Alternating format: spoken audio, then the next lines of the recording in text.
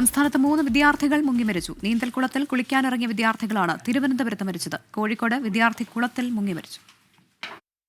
ആനാട് ഗ്രാമപഞ്ചായത്തിന്റെ കീഴിൽ കുട്ടികൾക്ക് നീന്തൽ പരിശീലനം നടത്തുന്ന വേങ്കവിളയിലെ കുളത്തിലാണ് അപകടമുണ്ടായത്. ഇന്നുച്ചയോടെ പരിശീലനമില്ലാത്ത സമയം നോക്കി കുശർകോട് സ്വദേശികളായ 7 കുട്ടികൾ പരിശീലന കേന്ദ്രത്തിന്റെ ഗേറ്റ് കടന്ന് കുളത്തിൽ കുളിക്കാനിറങ്ങി. കുളിക്കുന്നതിനിടയിൽ 13 വയസ്സുള്ള ആരോമൽ, 14 വയസ്സുകാരനായ ഷിനിൽ എന്നിവർ മുങ്ങിത്താഴുകയായിരുന്നു. ഒപ്പമുണ്ടായിരുന്ന വിദ്യാർത്ഥികൾ നിലവിളിച്ചതോടെയാണ് നാട്ടുകാരെത്തി ഇരുവരെയും ഫയർഫോഴ്സിന്റെ സഹായത്തോടെ പുറത്തെടുത്തത്. തുടർന്ന് നെടുമങ്ങാട് ആശുപത്രിയിലെത്തിച്ചെങ്കിലും മരണം സ്ഥിരീകരിച്ചു. എത്തിയപ്പോൾ കുറച്ച് ആൾക്കാർ കരയിൽ കൂടി വയ്ക്കുന്നുണ്ടായിരുന്നു.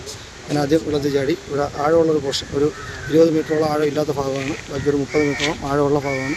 ആഴം തുടങ്ങുന്നിടത്തേക്കാണ് 2 ബോഡിയും കിട്ടിയത്. വിദ്യാർത്ഥികൾ അപകടത്തിൽപ്പെടുന്ന CCTV ദൃശ്യങ്ങളും പുറത്തു വന്നു. ദിവസവും രാവിലെയും വൈകിട്ടുമാണ് ഇവിടെ നീന്തൽ പരിശീലനമുള്ളത്.